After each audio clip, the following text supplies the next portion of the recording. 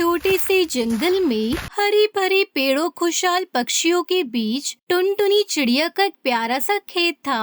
वो दिन रात अपनी मेहनत में लगी रहती थी और अपने छोटे से खेत में बीज बोकर उन्हें सींचने की कोशिश करती। उसका सपना था कि इस बार उसका खेत बहुत अच्छे से बढ़े और वो खुश होकर अपने दोस्तों को अनाज दे सके। टुनटुनी अपने खेत में काम करते हुए कहती है, अच्छा, आज बहुत मेहनत करनी पड़ेगी। ये छोटे छोटे बीजों को अच्छे से बो दूं ताकि ये बड़े होकर मुझे ताजगी और भरपूर फसल दे सके।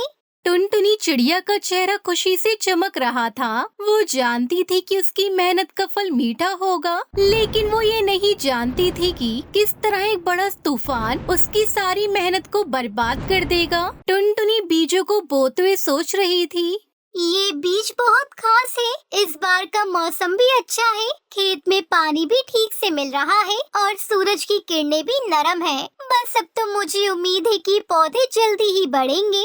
खेत में धीरे धीरे हरियाली आने लगी। टुनटुनी ने खुद को पूरी तरह से अपने खेत की देखभाल में लगा दिया। दिन भर खेत में काम करना, बीजों को सींचना और हवा में गाने गाना, इनमें उसे अपार खुशी मिलती थी।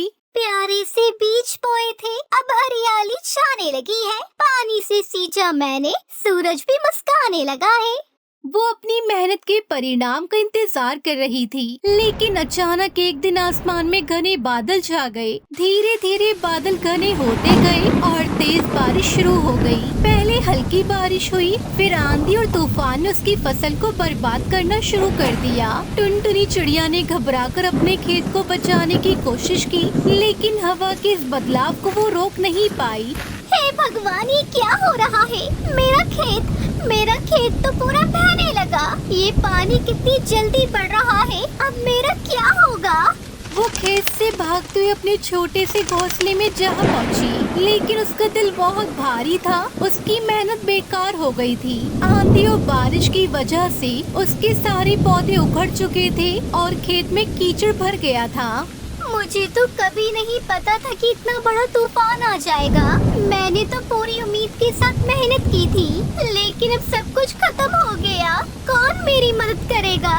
वो आंसुओं के साथ कहती चली गई, मेरे खेत की मेहनत, अब कुछ भी नहीं बचा। क्या मैं फिर से शुरू कर पाऊंगी? तभी एक हल्की सी आवाज सुनाई दी। टुनटुनी चिड़िया ने गौर से सुना और ऊपर आकाश की ओर देखा। बादल मंडरा रहे थे। एक बादल धीरे धीरे उसके पास आकर बोला, टुनटुनी, मुझे तुम्हारी आवाज सुनाई दी। तुम परेशान मत हो, मैं तुम्हारी मदद करने आया हूँ। तुम तो बादल हो, तुम मेरी मदद कैसे कर सकते हो? मैं तो पूरी तरह से हार चुकी हूँ। मेरा सब कुछ बह गया। मेरे खेत में एक भी पौधा नहीं बचा है। तुम्हारी मेहनत मैंने देखी है। यह तूफान और बारिश एक प्राकृतिक घटना है, लेकिन तुम्हारी मेहनत की कीमत बहुत बड़ी है। मैं तुम्हारी मदद कर सकता हूँ। लेकिन अब क्या होगा? मुझे तो समझ में ही नहीं आ रहा। क्या मैं फिर से कुछ कर पाऊंगी? क्या मेरी मेहनत कभी रंग लाएगी? बादल ने टुनटुनी की आंखों में आंसू देखे और उसने शांत करते हुए कहा, तुम्हारी मेहनत की कद्र की जानी चाहिए। इसीलिए मैं तुम्हें कुछ जादुई बीज दूंगा जो तुम्हारे खेत को फिर से हरा भरा और समृद्ध बना देंगे। क्या सचमुच आप मुझे जादुई बीज देंगे? क्या ये सच है? हाँ, सच में। यह बीज तुम्हारे खेत में लगने पर सोने के दाने उगाएंगे। इन बीजों को तुम ठीक से लगाना और देखना, तुम्हारा खेत फिर से सुंदर और फलदायक होगा। बादल ने अपनी छांव में टुनटुनी को कुछ चमकते हुए बीज दिए। ये बीज बिल्कुल सोने जैसे चमक रहे थे। टुनटुनी चिड़िया ने उन बीजों को देखकर कहा, ये क्या है? ये तो बहुत खास बीज है। ये सच में सोने जैसे चमकते हैं। क्या इन्हें लगाने से मेरा खेत फिर से हरा भरा हो जाएगा? हाँ, इन बीजों को तुम अपने खेत में लगाओ और देखो सब कुछ कैसे बदलता है।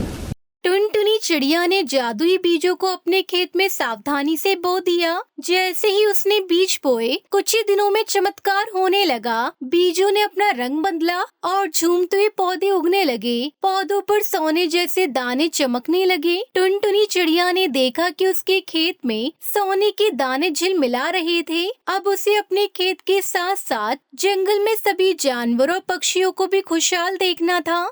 ये क्या हुआ? ये सचमुच चमत्कार है। मेरे खेत में सोने के दाने उग गए हैं। मुझे तो अपनी आंखों पर विश्वास नहीं हो रहा। ये सब कैसे हो गया? हाँ, ये सब बादल की वजह से हो पाया है। अगर तुम मेरी मदद नहीं करते तो मैं क्या करती? टुनटुनी खुशी से झूम उठी। उसने अपनी मेहनत से जो कुछ भी किया था, अब वो सब उसके सामने था। बादल फिर से आकर बोला, तुमने अपना काम ईमानदारी से किया और मैं जानता था कि तुम एक दिन सफल होगी। अब तुम खुशी से रह सकती हो। आपका बहुत बहुत धन्यवाद बादल जी। आपने मेरी मदद की और मुझे जादुई बीज दिए। अब मैं अपने खेत में सोने जैसे अनाज उगाकर जंगल के सभी पक्षियों की मदद करूंगी। टुनटुनी चिड़िया ने सोने के दाने इकट्ठा किए और जंगल के सभी जानवरों पक्षियों में बांट दिए। सब जानवर पक्षी खुश हो गए। हर कोई टुनटुनी चिड़िया की मेहनत और उसके दिल के अच्छे होने की तारीफ करने लगा। अब उसका खेत हमेशा हरा भरा और सोने जैसा चमकता रहा। हम सब खुश हैं। हमें किसी चीज की कमी नहीं है।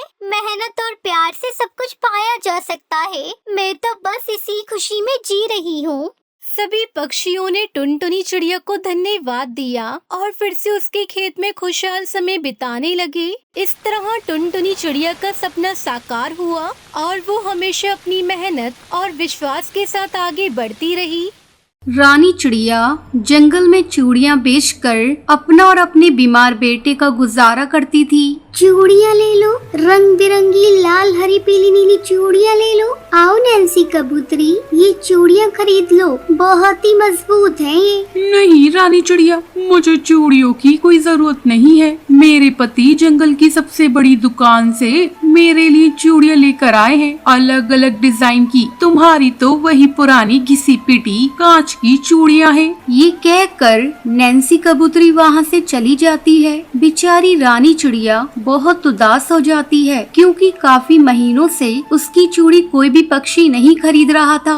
सब पक्षी जंगल की बड़ी दुकान से डिजाइनर चूड़ियाँ खरीदते थे। हे भगवान, ये सब क्या हो रहा है मेरे साथ? कितने दिन से मेरा बच्चा भूखा है। अगर आज भी कोई चूड़ी नहीं बिकी तो मैं उसे क्या खिलाऊंगी? तभी वहाँ स्पीड में एक चिड़िया का हवाई मोटर आता है, जिसकी वजह से रानी चिड़िया की सारी चूड़ियाँ डाल से गिरकर टूट जाती हैं। वो चिड़िया अपने हवाई मोटर से बाहर आती है। वो जंगल की जिगरबाज की एकलौती बेटी थी जिसका नाम पीहू चिड़िया था। वो रोजाना रानी चिड़िया को चूड़ियाँ बेचता हुआ देखती थी। I am really sorry aunty, पता नहीं कैसे मेरे हवाई मोटर का कंट्रोल खो गया। आपका जो भी नुकसान हुआ है आप मुझे बता दीजिए, मैं आपको उसके पैसे देने के लिए तैयार हूँ। बेटा, जो नुकसान होना था हो गया। वैसे भी कोई बात नहीं, इन चूड़ियों को कोई खरीद नहीं रहा था। नहीं आंटी, आप मुझे ऐसा कीजिए, ये सारी साबुत चूड़ियाँ हैं, इन्हें दे दीजिए। वैसे भी मुझे चूड़ियाँ पहनने का बहुत शौक है।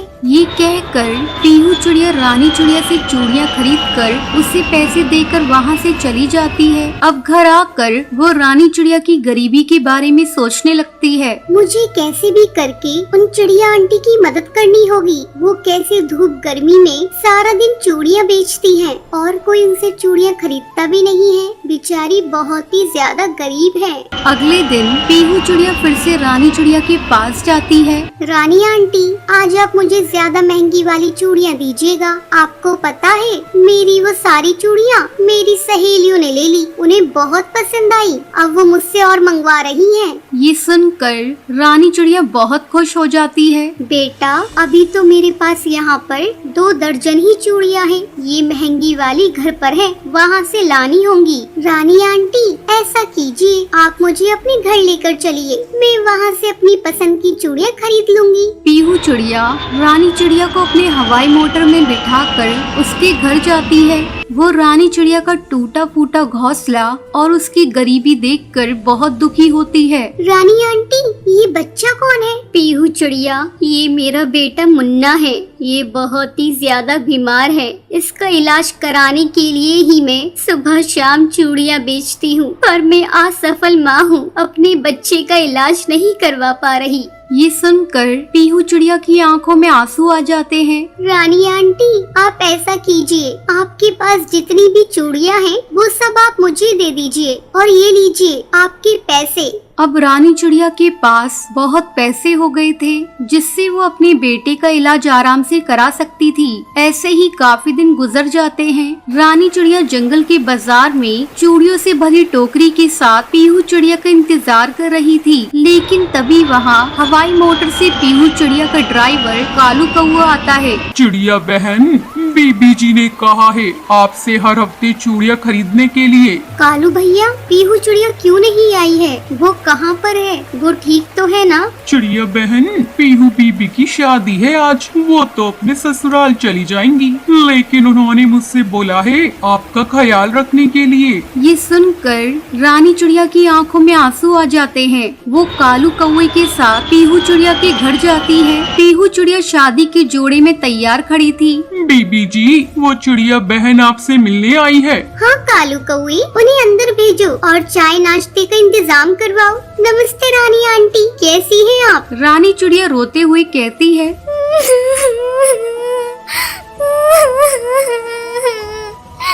पीहू बेटा, तुम बहुत ही ज्यादा खूबसूरत लग रही हो। बस एक चीज की कमी है, ये लो लाल रंग की चूड़ियाँ, ये तुम्हारे ऊपर बहुत अच्छी लगेंगी। और मुझसे एक वादा करो, जब भी तुम अपने मायके आओगी मुझसे मिलने जरूर आना, और मेरा आशीर्वाद है तुम्हारे साथ, तुम हमेशा खुश रहो।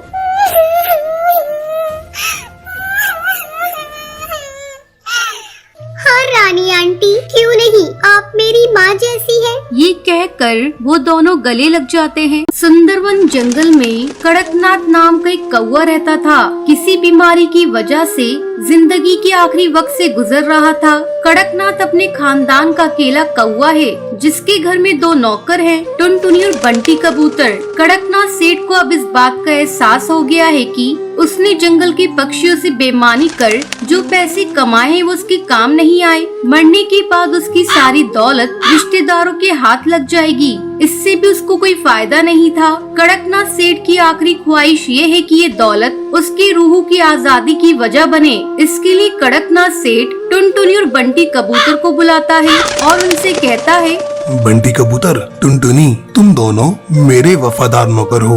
मैंने तुम्हें पूरी जिंदगी चंद रुपयों की तनख्वाह के अलावा कुछ नहीं दिया। मालिक, आप सेहतयाब रहिए, हमें आपसे और कुछ नहीं चाहिए। लेकिन अब मैं कुछ देना चाहता हूँ। क्या मालिक? मैं अपनी दौलत तुम दोनों में से किसी एक के नाम करना चाहता हूँ, लेकिन उसकी एक शर्त है। शर्त? मैं कुछ समझी नहीं मालिक। आज दिन भर तुम दोनों अपनी अपनी समझ के मुताबिक भलाई और नेकी का काम करो और शाम को आकर बताओ। मुझे जिसकी नेकी बेहतर लगेगी मैं अपनी जायदाद उसके नाम करूँगा। टुनटुनी और बंटी कबूतर कड़कनाथ सेठ की बात सुनकर हैरान होते हैं और दोनों सोचते हैं कि ऐसा क्या काम करें जो कड़कनाथ सेठ को पसंद आ जाए। अगली रोज सुबह होते ही टुनटुनी और बंटी कबूतर नेकी और भलाई का काम करने के लिए घर से निकलते हैं। टुनटुनी अभी तक ये नहीं सोच पाई कि उसे भलाई के नाम पर क्या करना है, लेकिन बंटी कबूतर के दिल में दौलत हासिल करने के लालच ने उसे नेकी के कई काम सुझा दिए हैं। बंटी कबूतर सबसे पहले मंदिर में चंदा देता है, मंदिर के बाहर बैठे गरीब पक्षियों को भी रुपए पैसे से मदद करता है, अस्पताल में जाकर जख्मी पक्षियों को दवाइयाँ खरीद कर बांटता है, जंगल के पुराने स्कूल की मरम्मत करवाता है। टुनटुनी ऐसे ही किसी नेक काम के लिए घर से निकलती है। उसे रास्ते में गाय मिलती है जो कचरे के साथ पॉलिथीन खा रही थी। अचानक वो गाय गिरकर तड़पने लगती है। टुनटुनी से फौरन जानवरों के अस्पताल ले जाकर इलाज करवाती है। उसके पेट से बहुत सारा पॉलिथीन निकलता है। इसके बाद गाय ठीक हो जाती है। हे भगवान, अब तो शाम हो गई। मैं कड़कनाथ सेठ से जाकर क्या कहूँगी? मुझे इस बात का मलाल नहीं है कि मैंने नेकी का कोई काम नहीं किया, बल्कि खुशी है कि मेरी कोशिश से गाय की जिंदगी बच गई। टुनटुनी गाय को अस्पताल में छोड़कर कड़कनाथ सेठ के पास जाती है। बंटी कबूतर भी कड़कनाथ सेठ के पास आता है और अपने पूरे दिन का काम कड़कनाथ कौवे को बताता है। बंटी कबूतर अपनी नेकी के सभी कामों को एक एक करके गिनवाता है और टुनटुनी सिर्फ इतना ही बताती है कि उसने सारा दिन गाय के इलाज पर खर्च कर दिया। टुनटुनी के पास बताने के लिए कुछ नहीं है, इसलिए वो चुप हो जाती है। बंटी कबूतर और टुनटुनी, मैंने तुम दोनों की बातें गौर से सुनी। बंटी कबूतर, तुमने दिन के 8 घंटों में 800 भलाई के काम किए हैं, शुक्रिया मालिक। टुनटुनी, तुम दिन भर में गाय के इलाज के अलावा और कुछ नहीं किया। तुम्हारे हिस्से में एक ही काम है। मालिक, मैं गाय की हालत देखकर सब कुछ भूल गई थी। मुझे आपकी जायदाद की बिल्कुल याद नहीं रही। टुनटुनी, तुमने मेरी जायदाद हासिल करने की फिक्र छोड़कर गाय की जान बचाई है। ये सबसे बड़ी नेकी और भलाई का काम है, इसलिए मैं अपनी सारी जायदाद तुम्हारे नाम कर रहा हूँ और मुझे यकीन है कि तुम मेरी जायदाद का सही इस्तेमाल करोगी और इससे मुझे सुकून मिलेगा। मालिक, आपने मेरे लिए कुछ नहीं सोचा? बंटी कबूतर, फिक्र मत करो, मैं तुम्हें भी कुछ दे कर जाऊंगा। मालिक, मुझे आपकी जायदाद की ख्वाहिश नहीं है। आप बंटी कबूतर को ही सब कुछ दे दीजिए। नहीं टुनटुनी, आज से तुम ही मेरी जायदाद की मालकिन हो। बस एक ही गुजारिश है तुमसे, मेरी जिंदगी के आखिरी दिनों में तुम मेरे साथ रहकर मेरी देखभाल करना। टुनटुनी कड़कनाथ को शुक्रिया अदा करके उस गाय के पास जाती है जिसका उसने इलाज करवाया है। टुनटुनी गाय के पास जाकर उसे चारा खिलाती है।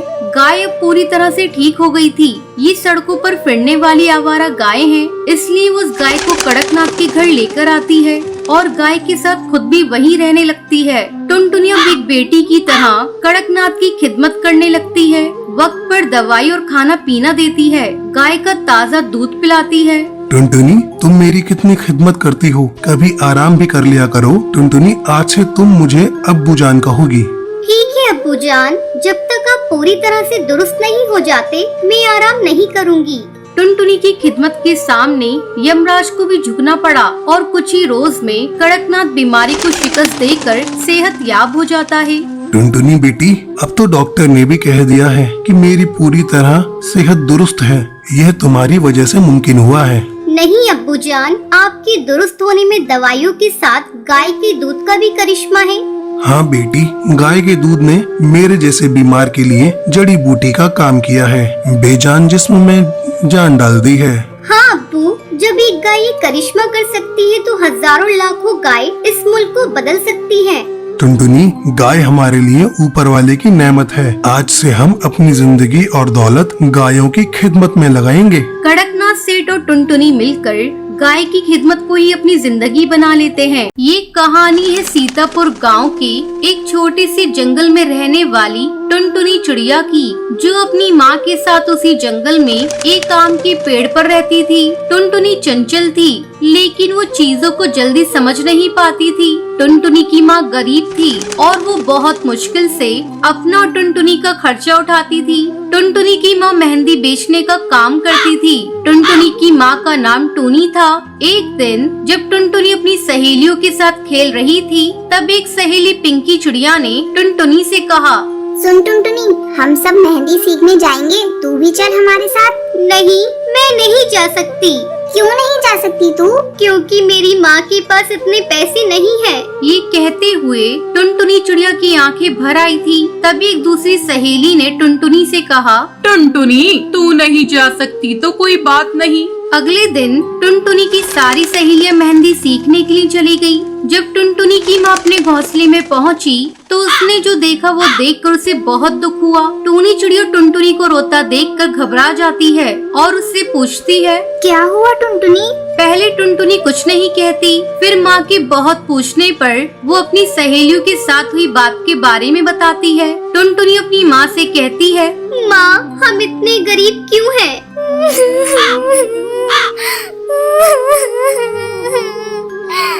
ये कहते कहते टुनटुनी और फूट फूट कर रोने लगती है। ये देख उसकी माँ भी खुद को रोक नहीं पाती और टुनटुनी को अपने सीने से लगाकर रोने लगती है। ये सब एक दूर बैठा हरी तोता देख रहा था। हरी तोता टूनी चिड़िया के पास गया। हरी तोते ने टूनी चिड़िया से पूछा, क्या हुआ टूनी बहन? टुनटुनी मेहंदी लगाना सीखना चाहती है, पर मेरे पास इतने पैसे नहीं हैं कि मैं इसे मेहंदी सीखने भेज सकूं। ये सब कहते हुए टूनी चिड़िया की आंखों से आंसू बहने लगे। हरी तोता ने टूनी चिड़िया से कहा, रो मत बहन, तुम्हारी टुनटुनी को मेहंदी लगाना मैं सिखा दूंगा और तुम्हें पैसे भी नहीं देने पड़ेंगे। सच तोता भैया, आप सिखाओगे? हरी तोते ने हाँ में सर हिलाकर जवाब दिया। टूनी चिड़िया ने टुनटुनी चिड़िया से कहा, सुन टुनटुनी, तू मेहंदी लगाना सीखना चाहती थी ना? हाँ माँ, कल से तुझे तोता भैया मेहंदी सिखाएंगे। ये बात सुनकर टुनटुनी की आंखें खुशी से चमक उठती है। अगले दिन से हरी तोता ने टुनटुनी को मेहंदी लगाना सिखाना शुरू कर दिया। हरी तोता ने टुनटुनी को कठिन मेहंदी डिजाइन को भी आसानी से बनाना सिखा दिया। कुछ दिन बाद टुनटुनी मेहंदी लगाने की कला में निपुण हो गई थी। उधर टुनटुनी की सहेलियां भी मेहंदी सीख चुकी थी। सबको इस बात पर बहुत गर्व हो रहा था, परंतु टुनटुनी की एक सहेली जिसका नाम सुंदरी कौवी था, वो ये कहती है कि मैं तुम सबसे ज्यादा अच्छी मेहंदी लगाती हूँ। ये बात कहकर वो वहाँ से चली जाती है। सुंदरी कौवी अपनी कला पर घमंड करने लगी थी। इधर टुनटुनी ने जंगल की दूसरी चिड़ियाओं को मेहंदी लगाना शुरू कर दिया था और पक्षियों को उसकी लगाई मेहंदी बहुत पसंद भी आती थी। टुनटुनी चिड़िया मेहंदी लगाने के लिए धीरे धीरे प्रसिद्ध होने लगी और अब उसे मेहंदी लगाने के पैसे मिलने लगे थे, जिससे उनकी गरीबी काफी हद तक दूर हो गई थी। टुनटुनी और उसकी माँ इस बात को लेकर बहुत खुश थे। जब इस बात का पता टुनटुनी की सहेलियों को चला तो उससे मिलने के लिए गई। टुनटुनी अपनी सहेलियों से मिलकर बहुत खुश हुई, परंतु सुंदरी कौवी को टुनटुनी की इतनी तारीफ पसंद नहीं आई। सुंदरी कौवी चिड़ियाओं के सरदार कड़कनाथ सेठ की बेटी थी। सुंदरी कौवी ने सरदार से कहा, पिताजी, क्यों न इस बार जंगल में मेहंदी प्रतियोगिता रखी जाए। इससे ये पता चल जाएगा कि इस जंगल में सबसे अच्छी मेहंदी कौन लगाता है। सरदार कड़कनाथ सुंदरी कौवी की बात मान लेता है। सरदार ने अपने मंत्री बंटी कबूतर से कहा, मंत्री जी, मेहंदी प्रतियोगिता की व्यवस्था की जाए। जब प्रतियोगिता की तैयारी चल ही रही थी कि सुंदरी कौवी ने अपनी सहेलियों से कहा, देख लेना, ये प्रतियोगिता मैं ही जीतूंगी। सुंदरी कौवी को अपनी कला और होनहारी पर घमंड हो गया था। फिर जब ये प्रतियोगिता शुरू हुई तो सभी प्रतिभागियों को मेहंदी की अलग अलग डिजाइन दे दी गई। सुंदरी कौवी ने जानबूझकर सबसे कठिन डिजाइन टुनटुनी को दिलवा दी। सुंदरी कौवी ने मन में सोचा, ये टुनटुनी तो बेवकूफ है, इतनी कठिन डिजाइन ये नहीं बना पाएगी और ये प्रतियोगिता हार जाएगी और फिर ये प्रतियोगिता मैं ही जीतूंगी। सुंदरी कौवी ये सोचकर मन ही मन खुश हो रही थी। तभी प्रतियोगिता का समय समाप्त हो जाता है और प्रतियोगिता की विजेता की घोषणा शुरू हो जाती है। प्रथम पुरस्कार टुनटुनी को और दूसरा तीसरा पुरस्कार टुनटुनी की दो सहेलियों को मिलता है। जब विजेताओं की सूची में सुंदरी कौवी का नाम नहीं आया तो उसका सारा घमंड चूर चूर हो गया। तो दोस्तों, इस कहानी से शिक्षा मिलती है कि अपनी कला पर कभी घमंड नहीं करना चाहिए।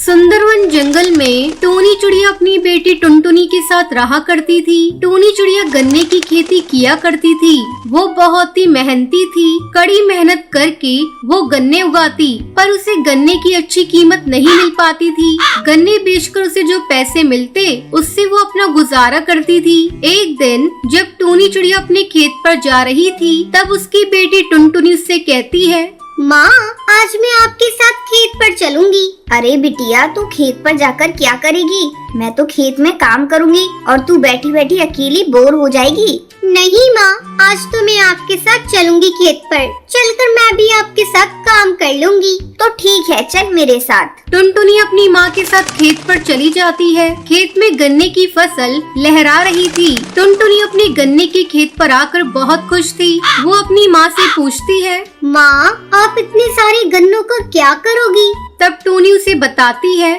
बेटा, इन गन्नों को बेचकर ही तो अपना घर चलता है। जब टुनटुनी अपनी माँ से गन्ने के बारे में पूछ रही थी तभी दो पक्षी वहाँ आते हैं। वो टोनी चिड़िया से पूछते हैं, क्यों बहन, क्या तुम अपना गन्ना बेचोगी? हाँ भैया, ये गन्ना बेचने के लिए ही तो लगाया है। कहिए कितना दे दूं? 20 रुपए किलो के भाव से दूंगी। मेरे गन्ने जैसा रसीला गन्ना आपको कहीं नहीं मिलेगा।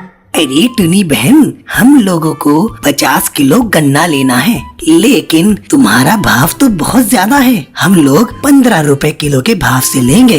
अगर तुम्हें इस भाव में अपना गन्ना बेचना है तो ठीक है, वरना हम लोग कहीं और से ले लेंगे। इतना कहकर वो पक्षी वहाँ से जाने लगते हैं। तब टोनी चिड़िया उन्हें रोकते हुए कहती है, ठीक है भैया, तुम गन्ना इसी भाव में ले लो। फिर टोनी चिड़िया 50 किलो गन्ने उन पक्षियों को दे देती है। पक्षी गन्ने लेकर वहाँ से चले जाते हैं। माँ, तुम इतनी मेहनत करती हो, फिर भी गन्ने का उचित मूल्य नहीं मिल पाता। क्यों ना हम लोग अपने गन्ने को शहर ले जाकर बेचें? शहर में तो कई पक्षी गन्ने का जूस बनाकर महंगे दामों में बेचते हैं। वहाँ हम लोगों को अच्छे पैसे मिल जाएंगे। हाँ बिटिया, तू सही कह रही है, लेकिन हम लोगों के पास इतना पैसा नहीं है कि कोई गाड़ी करके अपने गन्ने को शहर ले जाकर बेचे। तो ये सब सोचना बंद कर दे, जो मिल रहा है वही बहुत है। इस तरह कुछ दिन गुजर जाते हैं। टुनटुनी चिड़िया अक्सर सोचा करती थी कि वो एक न एक दिन शहर ले जाकर गन्ने का जूस बनाकर बेचेगी। एक दिन वो अपने दोस्त बंटी कबूतर से कहती है, बंटी, तुम्हारे पिताजी के पास ट्रक है ना? हाँ है, लेकिन तू ट्रक का क्या करेगी? मैं उस ट्रक से अपने खेत के गन्ने शहर ले जाऊंगी और फिर वहाँ गन्ने का जूस निकाल कर बेचूंगी। इस तरह हमें अच्छी आमदनी मिल जाएगी। अब बता, क्या तू मेरा साथ देगा? टुनटुनी, तेरा आइडिया तो बहुत अच्छा है। मैं अपने पिताजी से कहकर तुम्हें ट्रक दिलवा दूंगा। टुनटुनी खुशी खुशी अपने घर आती है और अपनी माँ को सारी बात बताती है। माँ, मुझे कुछ पैसे दे दो, मैं गन्ने की जूस बनाने वाली मशीन खरीदूंगी, क्योंकि कल ही मुझे शहर जाना है। ठीक है बेटा, मैंने तेरी शादी के लिए कुछ रुपए इकट्ठे किए थे, मैं वही तुझे दे देती हूँ। थोड़ी देर बाद टूनी चिड़िया रुपए लेकर आती है। ये ले टुनटुनी, भगवान तुझे तेरे काम में सफल करे। टुनटुनी चिड़िया अपनी माँ का आशीर्वाद लेकर नया काम शुरू करती है। वो शहर में अपने गन्ने के जूस का एक स्टॉल लगाती है। थोड़ी देर बाद कुछ पक्षी उसके पास गन्ने का जूस पीने आते हैं। टुनटुनी सभी को जूस देती है। गन्ने का जूस पीकर सभी उसकी तारीफ करने लगते हैं। अरे वाह, ये गन्ने का जूस कितना मीठा और स्वादिष्ट है। आज से पहले इतना स्वादिष्ट गन्ने का जूस मैंने कभी नहीं पिया था। अब से हम लोग रोज आकर यही गन्ने का जूस पियेंगे। जल्दी ही टुनटुनी के गन्ने का जूस उस शहर में फेमस हो जाता है। इस तरह टुनटुनी को अपने गन्ने का अच्छे दाम मिलने लगे थे। अपनी बेटी की तरक्की देखकर टूनी चिड़िया भी बहुत खुश थी। धीरे धीरे टुनटुनी चिड़िया शहर में अपना एक जूस कॉर्नर खोल लेती है और खुशी खुशी दोनों माँ बेटी अपना जीवन बिताने लगती हैं।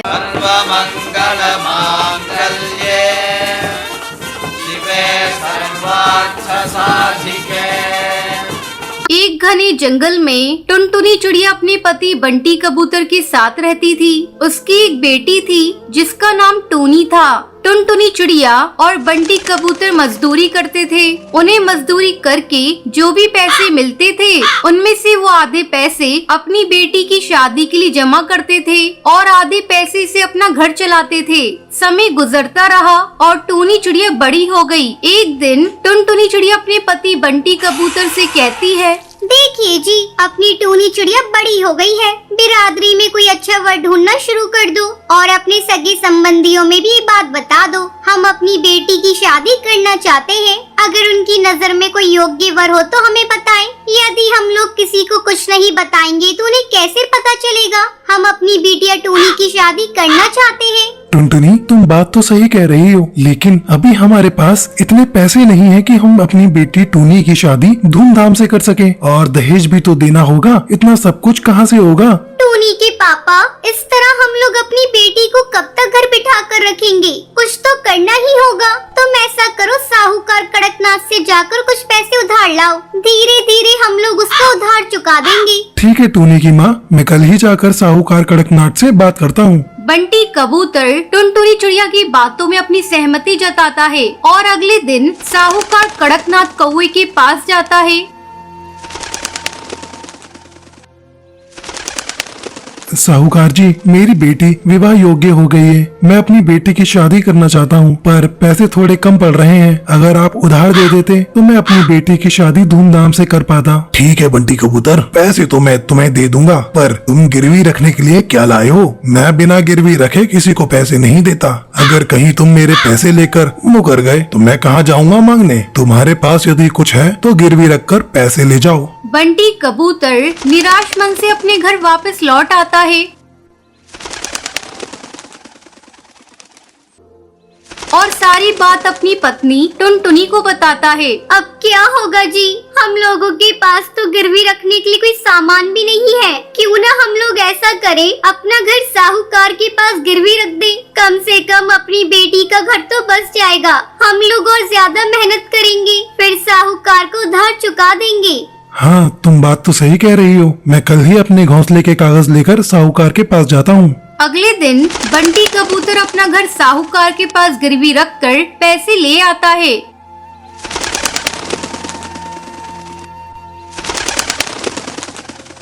फिर टूनी चिड़िया के लिए अच्छा रिश्ता ढूंढने लगता है। जल्द ही टूनी की शादी सुंदर नाम के कौवे से तय हो जाती है। सुंदर कौवा सिर्फ नाम का ही सुंदर था। टूनी के माँ बाप अपनी बेटी की शादी में बहुत अच्छा इंतजाम करते हैं और टूनी को दहेज में बहुत सारा सामान देते हैं। धूमधाम से टूनी चिड़िया की शादी सुंदर कौवे से हो जाती है और खुशी खुशी टूनी चिड़िया अपने ससुराल चली जाती है। टूनी चिड़िया के ससुराल चले जाने के बाद टुनटुनी चिड़िया और बंटी कबूतर बात कर रहे थे। देख रही हो जी, टूनी के चले जाने के बाद अपना घर कितना सूना लग रहा है। भगवान करे टूनी अपने ससुराल में खुशी खुशी बस जाए। वैसे तो सुंदर कौवे का स्वभाव बहुत ही अच्छा है। वो हमारी बेटी को खुश रखेगा। चलो, सब कुछ अच्छे से निपट गया। अब चलकर आराम करते हैं। सुबह फिर काम पर भी तो जाना है और साहूकार का कर्ज भी तो चुकाना है। फिर टुनटुनी चिड़िया और बंटी कबूतर सो जाते हैं। कुछ दिनों तक दोनों मिलकर कड़ी मेहनत करते हैं और साहूकार को उधार चुका देते हैं। आज हम लोगों के सर से साहूकार के कर्ज का बोझ उतर गया है।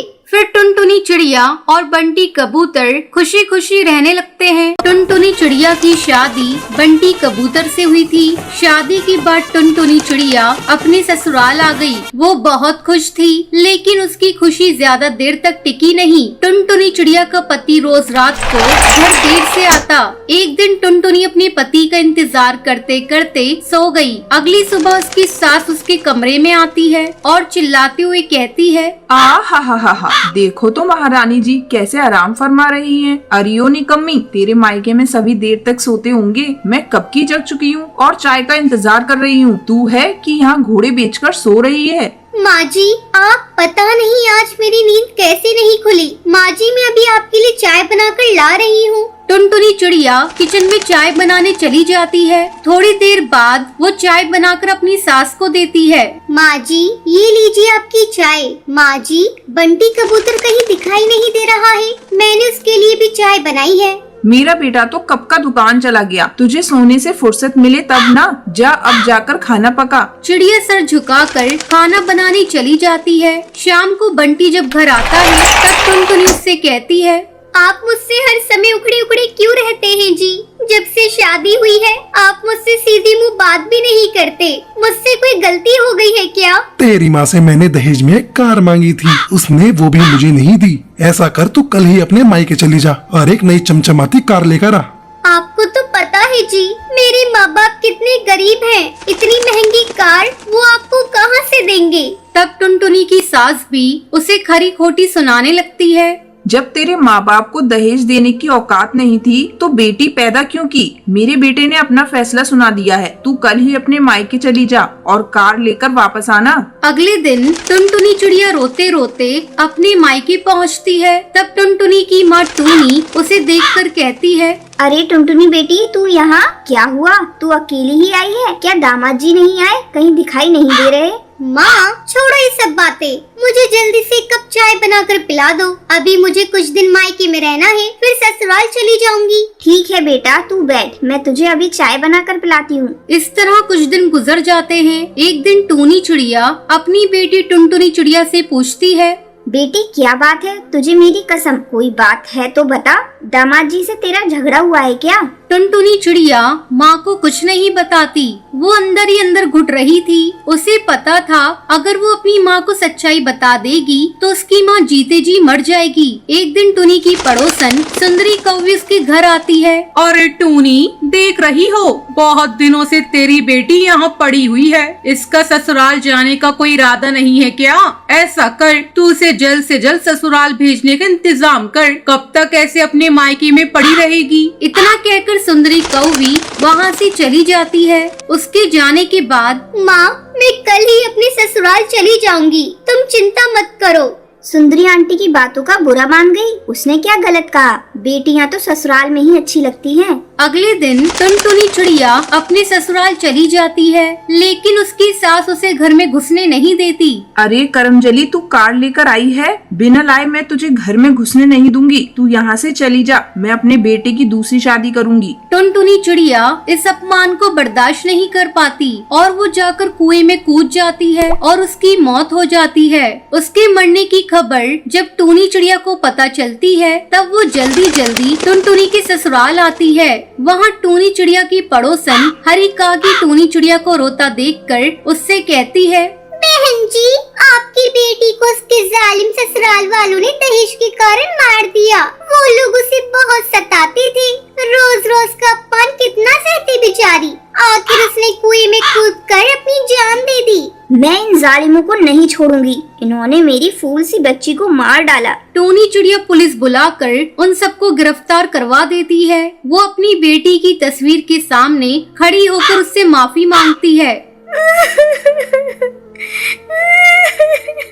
टुनटुनी बेटी, तू मुझे माफ कर दे। मैं तेरे दर्द को समझ नहीं पाई, लेकिन तूने भी तो कभी कुछ नहीं बताया। अगर तूने बता दिया होता तो मैं इन जालिमों के पास तुझे दोबारा नहीं भेजती। हो सके तो मुझे माफ कर देना बेटी। फिर टूनी चिड़िया दुखी मन से अपने घर लौट आती है और किसी तरह अपनी आगे की जिंदगी बिताने लगती है। इसलिए दोस्तों, हमें अपनी बेटी के मन को समझना चाहिए, उन पर किसी भी तरीके का दबाव नहीं डालना चाहिए। अगर आज टूनी अपनी बेटी को समझ जाती तो टुनटुनी आज हमारे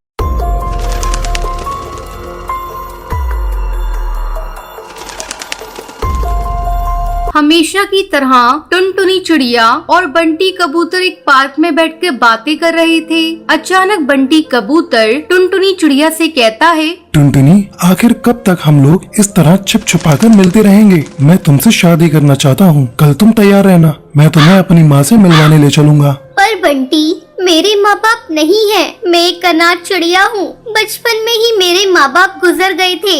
मेरी परवरिश एक अनाथ आश्रम में हुई है। क्या तुम्हारी माँ इस रिश्ते के लिए तैयार होंगी? टुनटुनी, ये सब मेरे ऊपर छोड़ दो। मेरी माँ मुझसे बहुत प्यार करती है, वो कभी इस रिश्ते के लिए मना नहीं करेंगी। अगले दिन बंटी कबूतर टुनटुनी चिड़िया को अपनी माँ से मिलवाता है। टुनटुनी को देखकर बंटी कबूतर की बहन लूसी कहती है, अरे भैया, ये कौन है? आप इन्हें यहाँ लेकर क्यों आए हैं? हाँ बेटा, ये चिड़िया कौन है और तू इसे अपने साथ यहाँ क्यों लाया है? माँ, ये टुनटुनी है और मैं इससे शादी करना चाहता हूँ। तब बंटी कबूतर की माँ बबली कबूतरी कहती है, बेटी, तुम्हारे माँ बाप कहाँ हैं? तुम उनसे मुझे मिलवाओ, उनसे मैं तुम्हारी शादी के बारे में बात करूँगी। आंटी जी, मैं एक अनाथ चिड़िया हूँ। मेरे माँ बाप बचपन में ही गुजर गए और मेरी परवरिश एक अनाथालय में हुई है। मेरा बंटी के अलावा दुनिया में कोई नहीं है। उसकी बात सुनकर बबली कबूतरी भड़क जाती है और गुस्से से कहती है, बेटा, तू पागल हो गया है क्या जो तू इस अनाथ चिड़िया से शादी करेगा? तेरे लिए तो मैंने एक से बढ़कर एक रिश्ते देख रखे हैं, बस तुझे हाँ करने की देरी है। हाँ भैया, माँ बिल्कुल सही कह रही है। इस अनाथ से शादी करके तुम हम लोगों की नाक कटवाओगे क्या? पता नहीं इसके शरीर में किस माँ बाप का खून दौड़ रहा है। भैया, अगर तुमने इससे शादी कर ली तो मेरी भी शादी नहीं होगी। इतना सुनकर टुनटुनी चिड़िया रोती हुई वहाँ से चली जाती है। इस तरह कई दिन गुजर जाते हैं। एक दिन बंटी कबूतर छुपके से टुनटुनी चिड़िया से शादी कर लेता है और उसे लेकर अपने घर आता है। अरे बेटा, ये तूने क्या कर लिया? इस अनाथ ने तो मेरा घर ही बर्बाद कर दिया। मेरा बेटा मेरा नहीं रहा। तभी बंटी की बहन लूसी कबूतरी वहाँ आती है और अपनी माँ को लेकर कमरे में जाती है। माँ, रोने धोने से क्या फायदा? भैया ने शादी तो कर ही ली है। अब हमें इस चिड़िया को घर से बाहर निकालने का उपाय सोचना होगा। मेरी मानो तो तुम टुनटुनी चिड़िया से अच्छा बर्ताव करना शुरू कर दो, फिर मौका देखकर इसे ठिकाने लगा देंगे। हाँ बेटी, तू बात तो सही कह रही है, हमें ऐसा ही करना होगा। बबली कबूतरी टुनटुनी से अच्छा बर्ताव करने लगती है। वो टुनटुनी को अपने पास बुलाती है और उससे कहती है, टुनटुनी, मैंने तुझे बहू के रूप में स्वीकार कर लिया है। मेरी गलती के लिए मुझे माफ कर दे। मैं अपने किए पर बहुत शर्मिंदा हूँ। अपनी सास की बातें सुनकर टुनटुनी चिड़िया खुश हो जाती है। धीरे धीरे समय गुजरने लगता है और टुनटुनी चिड़िया गर्भवती हो जाती है। टुनटुनी चिड़िया अपनी गर्भवती होने की बात किसी को नहीं बताती। वो सोच रही थी जब शाम को बंटी कबूतर आएगा तो उसे बताएगी। जब बंटी कबूतर शाम को घर आता है तब टुनटुनी चिड़िया अपनी गर्भवती होने की बात बंटी कबूतर को बताती है। बंटी कबूतर ये सुनकर बहुत खुश हो जाता है। अगले दिन बंटी कबूतर कुछ दिनों के लिए अपनी दोस्त की शादी में चला जाता है। उसके जाने के बाद लूसी कबूतरी अपनी माँ से कहती है, माँ, बहुत अच्छा मौका मिला है। भैया कुछ दिनों के लिए घर से बाहर गए हैं। इस अनाथ चिड़िया को ठिकाने लगाने का इससे अच्छा मौका कभी नहीं मिलेगा। उन दोनों माँ बेटी की बातें टुनटुनी चिड़िया सुन लेती है और रात में सभी के सो जाने पर टुनटुनी चिड़िया घर छोड़कर भाग जाती है। जब बंटी कबूतर घर आता है तो उसकी माँ कहती है, बेटा, मैं कहती थी ना, अनाथ चिड़िया से शादी मत कर। देख, वो किसी और के साथ भाग गई। ऐसे ही दिन बीतने लगते हैं। एक दिन जब बंटी कबूतर नदी किनारे पानी पीने जाता है तो उसकी मुलाकात टुनटुनी चिड़िया से होती है। टुनटुनी चिड़िया उसे सारी बात बताती है। तब बंटी कबूतर टुनटुनी चिड़िया के साथ अपना अलग घर बसा लेता है। कुछ दिनों बाद उनके घर एक प्यारी सी बेटी होती है। फिर सभी खुशी खुशी रहने लगते हैं।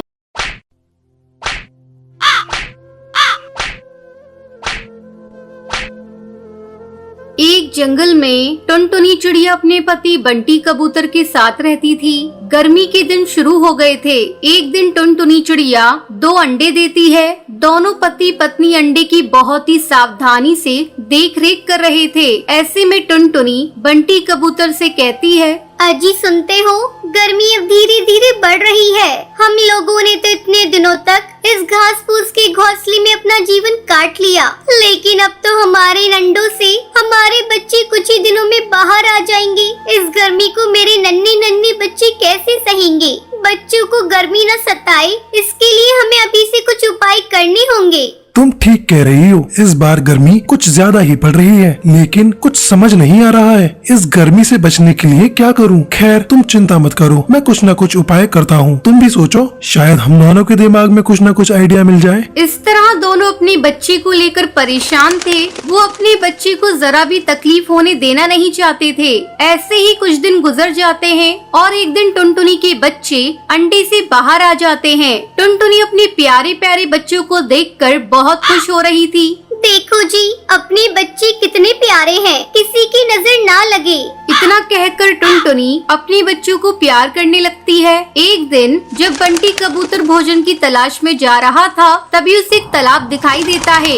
अरे वाह, कितनी ठंडी ठंडी हवा चल रही है। गर्मी का तो नामो निशान नहीं है। मैं आज ही टुनटुनी को जाकर ये बात बताऊंगा, फिर हम लोग यही अपना घोंसला बनाकर अपने बच्चों के साथ रहेंगे। ये सोचकर बंटी कबूतर बहुत ही खुश हो रहा था और खुशी खुशी घर आकर ये बात टुनटुनी को बताता है। उसकी बातें सुनकर टुनटुनी भी खुश हो जाती है। ठीक है जी, मैं कल ही आपके साथ उस जगह को देखने जाऊंगी। अगले दिन टुनटुनी चिड़िया बंटी कबूतर के साथ उस तालाब पर जाती है। वो इधर उधर देखती है। आपने बिल्कुल ठीक कहा था जी, यहाँ पर तो बहुत ही ठंडक है। तभी टुनटुनी की नजर तालाब के पास पड़ी मिट्टी पर जाती है। वो खुशी से चिल्लाकर कहती है, इधर देखो जी, यहाँ कितनी सारी मिट्टी पड़ी है। तुम्हें पता है मिट्टी का घर कितना ठंडक देता है?